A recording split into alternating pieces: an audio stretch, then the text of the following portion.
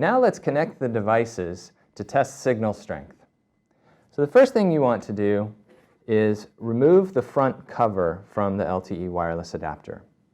On this model, you need to squeeze a little lever on the bottom and slide it off. On other models, removing it may be slightly different.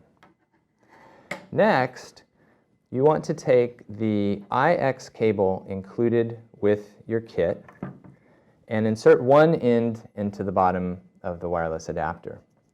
Note that the IX cable connector is keyed, and so it only fits into the port in one direction.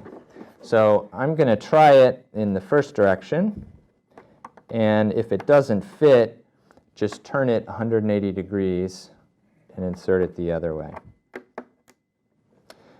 When it's fully inserted, you'll hear a nice little click.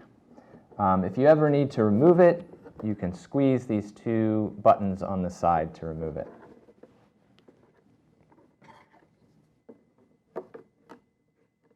Next, take the other end of the IX cable and insert it into the port labeled LTE on the back of the Connect base station.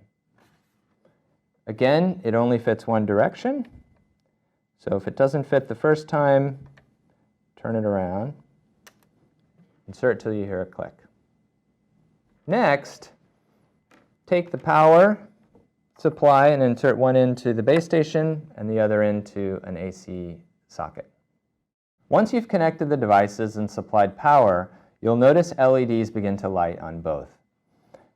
On the base station, the left LED will blink red or be solid red for a few minutes as the base station boots up and gets an internet connection.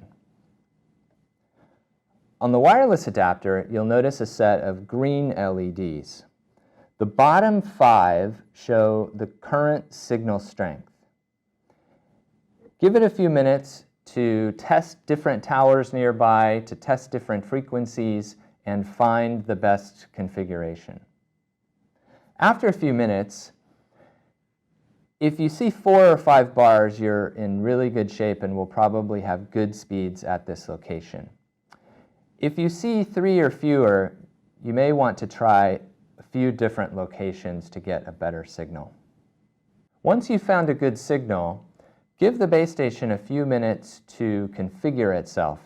It may require software updates the first time you plug it in, so wait at least 5 to 10 minutes for it to fully come online. Once the base station is fully online, you'll notice a blue LED on the left.